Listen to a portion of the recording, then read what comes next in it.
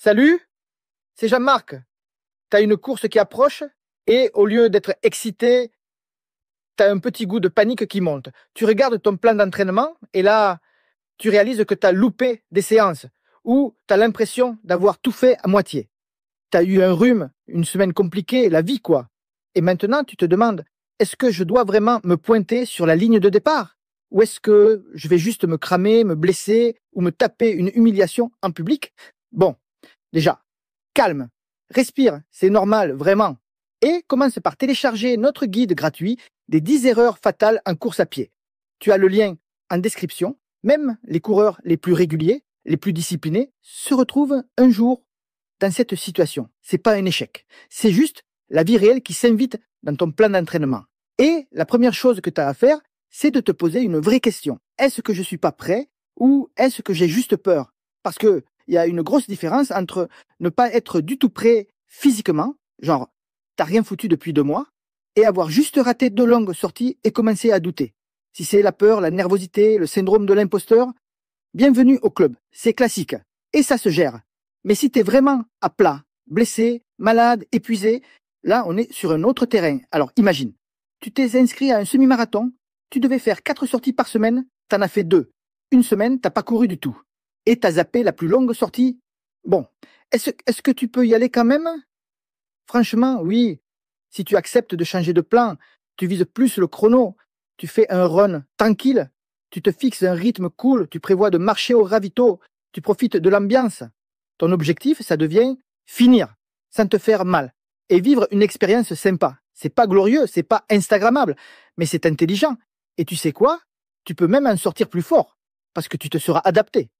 T'auras écouté ton corps, t'auras pas abandonné, mais t'auras pas foncé tête baissée non plus.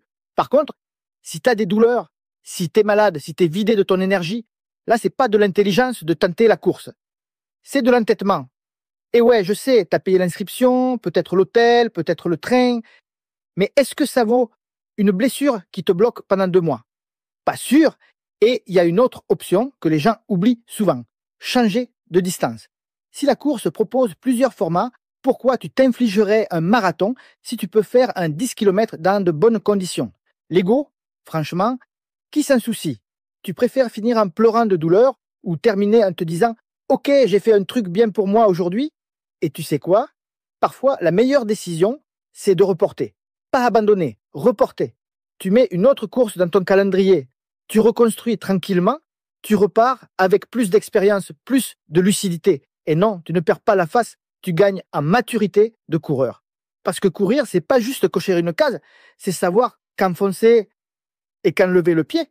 Mais si au fond de toi, tu sens que tu as juste peur, que tu es prêt, mais que tu flippes, là, c'est pas le corps qui parle, c'est le cerveau.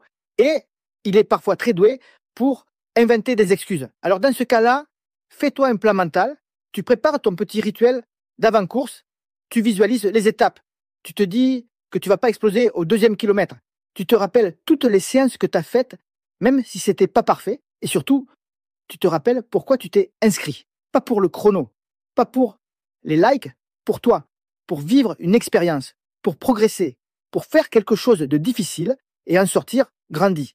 Donc voilà, si t'es vraiment pas prêt, reporte ou adapte. Si t'as juste peur, respire et fonce.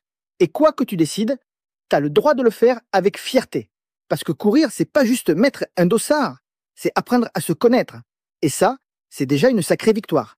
Pense aussi à télécharger notre guide des 10 erreurs fatales en course à pied. Le lien est dans la description. Bonne course et profitant.